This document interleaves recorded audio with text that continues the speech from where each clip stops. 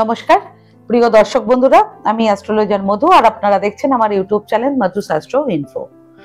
কুম্ভ রাশির ব্যক্তিদের 2025 সালের মে মাসটি কেমন যাবে, কর্মজীবন, ব্যবসা, শিক্ষা, প্রেম জীবন, বিবাহিত জীবন, পারিবারিক জীবন, আর্থিক দিক ও স্বাস্থ্য, এই সব বিষয় নিয়ে আজ আমি আপনাদের সাথে আলোচনা করব। কুম্ভ রাশির 2025 সালের মে মাসের মাসিক রাশিফল জানার আগে জেনে নিন মে মাসে গ্রহদের অবস্থান, গোচর এবং কোন কোন গ্রহ কবে রাশি পরিবর্তন করবে সেটা। কুম্ভ রাশির রাশিচক্রের দ্বিতীয় ঘরে শনি, রাহু, শুক্র ও বুধ এই চারটি গ্রহ একসাথে উপস্থিত রয়েছে। তৃতীয় ঘরে সূর্য, চতুর্থ ঘরে বৃহস্পতি, ষষ্ঠ ঘরে মঙ্গল এবং অষ্টম ঘরে কেতু উপস্থিত রয়েছে। মে মাসে কিছু গ্রহের রাশি পরিবর্তনও হবে। মের 7 তারিখে বুধ রাশি পরিবর্তন করে মেষ রাশিতে প্রবেশ করবে এবং বুধ মের 23 তারিখে আবার রাশি পরিবর্তন করে বৃষ রাশিতে প্রবেশ করবে। এর মধ্যে মের 14 তারিখে বৃহস্পতি রাশি পরিবর্তন করে মিথুন রাশিতে প্রবেশ করবে এবং মের 15 তারিখে সূর্যও রাশি পরিবর্তন করে বৃষ রাশিতে প্রবেশ করবে। এরপর মের 18 তারিখে রাহু রাশি পরিবর্তন করে কুম্ভ রাশিতে প্রবেশ করবে এবং কেতুও রাশি পরিবর্তন করে সিংহ রাশিতে প্রবেশ করবে। এরপর মের 31 তারিখে শুক্র রাশি পরিবর্তন করে মেষ রাশিতে প্রবেশ করবে। এই গ্রহ গোচরের ফলে বিভিন্ন রাশির ওপর বিভিন্ন প্রভাব পড়তে পারে। এই গ্রহদের রাশি পরিবর্তনগুলো জ্যোতিষশাস্ত্রের একটি গুরুত্বপূর্ণ অংশ এবং এর প্রভাব বিভিন্ন রাশির মানুষদের জীবনে বিভিন্ন হতে পারে। এবার কুম্ভ রাশির 2025 সালের মে মাসের মাসিক রাশিফল আপনারা জেনে নিন।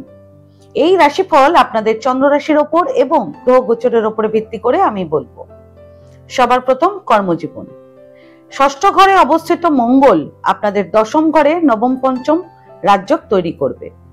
সে কারণে যারা চাকরি করছেন তারা অফিসের কাজের জন্য বিদেশ ভ্রমণের সুযোগ পাবেন। পেশাগত জীবনে আপনাদের এগিয়ে যাওয়ার অনেক সুযোগ থাকবে। মের 13 তারিখ পর্যন্ত বৃহস্পতি আপনাদের চতুর্থ ঘরে অবস্থান করবে এবং বৃহস্পতি সপ্তম দৃষ্টি পড়বে আপনাদের দশম ঘরে। সে কারণে আপনারা আপনাদের কর্মক্ষেত্রে বড় স্বীকৃতি পেতে পারেন এবং আপনারা দীর্ঘদিন ধরে স্থগিত থাকা পদোন্নতি পেতে পারেন। এরপর মের 14 তারিখ থেকে বৃহস্পতি আপনাদের পঞ্চম ঘরে অবস্থান করবে এবং বৃহস্পতির সপ্তম দৃষ্টি পড়বে আপনাদের লাভের ঘরে অর্থাৎ একাদশ ঘরে। সে কারণে সে সময় আপনাদের অতিরিক্ত আয়ের সম্ভাবনা তৈরি হবে। ব্যবসা। মাসের প্রথমার্ধে আপনাদের সপ্তম ঘরের অধিপতি সূর্য আপনাদের তৃতীয় ঘরে থাকবে। সে কারণে যারা ব্যবসা করছেন তাদের ক্যাশ ফ্লো হবে, বিশেষ করে ফটোগ্রাফি, গ্রসারি এবং গৃহস্থলীর জিনিসপত্রের ব্যবসায়। এছাড়া যারা বিদেশে এক্সপোর্ট ইম্পোর্টের কাজ করছেন মানে ব্যবসা করছেন তারা প্রচুর লাভ করতে পারবেন এই মাসে। এরপর মের 14 তারিখ থেকে বৃহস্পতি আপনাদের পঞ্চম ঘরে প্রবেশ করলে যারা খুচরো ব্যবসায়ী তারা প্রচুর আর্থিক সুবিধে পাবেন, বিশেষ করে যারা একাধিক ব্যবসা করেন। সেই সঙ্গে যারা পার্টনারশিপ বিজনেসের সঙ্গে যুক্ত রয়েছেন তারা এ মাসে বিজনেস পার্টনারদের থেকে প্রচুর সমর্থন পাবেন। বাজারে আপনাদের ভাবমূর্তি আরো শক্তিশালী হবে এবং আপনারা ব্যবসায় ভালো লাভ পাবেন। শিক্ষা। মের 14 তারিখ থেকে বৃহস্পতি আপনাদের পঞ্চম ঘরে অবস্থান করবে। সে কারণে মধ্যশিক্ষা ও উচ্চশিক্ষার স্টুডেন্টদের পড়াশোনায় একাগ্রতা বৃদ্ধি পাবে। উচ্চশিক্ষার স্টুডেন্টরা অজানা ব্যক্তির কাছ থেকে অপ্রত্যাশিত সহায়তাও পাবে। স্টুডেন্টদের জন্য সবচেয়ে অনুকূল সময় থাকবে মের 15 তারিখ থেকে মের 29 তারিখ পর্যন্ত। প্রেম জীবন। প্রেম জীবনের দিক থেকে মে মাসটি অত্যন্ত অনুকূল থাকবে। আপনারা আপনাদের প্রিয়জনের সাথে ভালোভাবে যোগাযোগ রাখতে সক্ষম হবেন। আপনারা প্রিয়জনের সাথে বেড়াতে যাবেন এবং খুব ভালো সময় কাটাবেন। প্রেম জীবনের দিক থেকে সবচেয়ে রোমান্টিক সময় থাকবে মের 24 তারিখ। তবে আপনাদের প্রেম জীবনে তৃতীয় ব্যক্তি প্রবেশ করতে পারে, সে কারণে সতর্ক থাকবেন।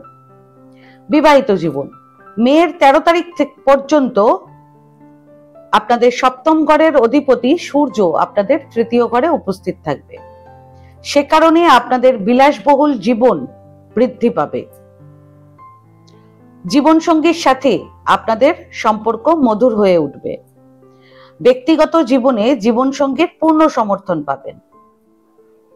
তবে মের 18 তারিখ থেকে কেতু আপনাদের সপ্তম ঘরে অবস্থান করবে, সে কারণে আপনাদের মাঝে মধ্যে মনে সন্দেহ ও বিভ্রান্তি হতে পারে। পারিবারিক জীবনে সুখ বৃদ্ধি পাবে। মের 14 তারিখ থেকে বৃহস্পতি আপনাদের পঞ্চম ঘরে প্রবেশ করলে পরিবারে কোনো শুভ ঘটনাও ঘটতে পারে। সেই সঙ্গে দ্বিতীয় ঘরে শুক্র ও শনির সংযোগ ঘটবে, সে কারণে পৈতৃক সম্পত্তি সম্পর্কিত সমস্যাগুলোর সমাধান হবে, অর্থাৎ ইনহেরিটেন্স প্রপার্টি কেস সেগুলোও আপনাদের সলভ হবে। তবে মের 18 তারিখ থেকে কেতু আপনাদের সপ্তম ঘরে অবস্থান করবে, সে কারণে আপনাদের পরিবারের কোনো সদস্যর স্বাস্থ্য নিয়ে আপনাদের উদ্বেগ কিছুটা বাড়তে পারে। এবং মের 18 তারিখের পর আপনারা আপনাদের সন্তানের সাথে কোনো রকম তর্ক বিতর্কে জড়াতে পারেন। এইসব বিষয় নিয়ে সে কারণে সতর্ক থাকবেন। আর্থিক দিক, এই মাসটি আপনাদের জন্য অপ্রত্যাশিত উৎস থেকে আর্থিক সুযোগ নিয়ে আসতে পারে, বিশেষ করে শেয়ার মার্কেট থেকে। মাসের শেষার্ধে আপনাদের অর্থের প্রবাহ বৃদ্ধি পাবে এবং আপনাদের আর্থিক অবস্থার উন্নতি হবে। পারিবারিক সহায়তায় আপনারা অতিরিক্ত আয়ের সুযোগ পাবেন এই মাসে। তবে আপনাদের খরচ নিয়ন্ত্রণ করে অর্থ সঞ্চয় করতে হবে। কোথাও ভবিষ্যতের জন্য আপনারা কোথাও বিনিয়োগ করে রাখতে পারেন এই মাসে। বিনিয়োগের জন্য অত্যন্ত অনুকূল সময় থাকবে। শেয়ার মার্কেটে শেয়ার সেল করার জন্য সবচেয়ে ভালো সময় থাকবে মের 27 তারিখ এবং ইনভেস্ট করার জন্য সবচেয়ে ভালো সময় থাকবে আপনাদের মের 22 এবং 23 তারিখ। ফাইন্যান্সিয়ালি সবচেয়ে ভালো সময় থাকবে আপনাদের মের 28, 29 এবং 30 তারিখ। আর সবচেয়ে এক্সপেন্সিভ সময় থাকবে আপনাদের মের 18 এবং 19 তারিখ।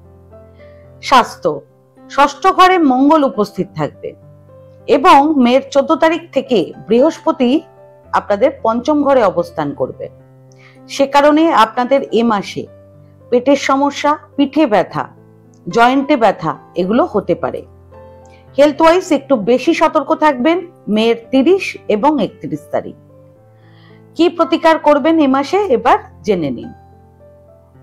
সবার প্রথম প্রতিকার, যে কোনো বৃহস্পতিবার হলুদ রঙের যে কোনো জিনিস আপনারা বস্ত্রও দিতে পারেন, কোনো ব্রাহ্মণকে কিংবা গুরুকে দান করবেন। দ্বিতীয় প্রতিকার, সোমবার দিন ভগবান শিবকে নীল অপরাজিতা ফুল অর্পণ করবেন, সেটা পারলে আপনারা শিব মন্দিরে গিয়ে করবেন। আজকে ভিডিওটা আমি এখানেই শেষ করলাম। আমার এই ভিডিওটাকে যদি ভালো লেগে থাকে তাহলে ভিডিওটাকে লাইক করবেন এবং আমার চ্যানেলটিকে সাবস্ক্রাইব করে দেবেন। আর সাবস্ক্রাইব বাটনের পাশে একটা বেল আইকন বাটন আছে, সেটাকে অতি অবশ্যই প্রেস করে দেবেন, কারণ নিয়মিত যে ভিডিওগুলো আমি আনছি সেটা সবার আগে আপনারা জানতে পারবেন। তাছাড়া পরিবার কিংবা আত্মীয় কিংবা বন্ধু বান্ধব কারো যদি ভিডিওটার প্রয়োজন হয় তাহলে ভিডিওটাকে শেয়ার করে দেবেন। আর আপনাদের যদি কোনো প্রশ্ন কিংবা কোনো মতামত থাকে তাহলে আমার কমেন্ট বক্সে কমেন্ট করে আমাকে জানান, আমি চেষ্টা করব যত তাড়াতাড়ি উত্তরটি দেওয়া সম্ভব। ধন্যবাদ।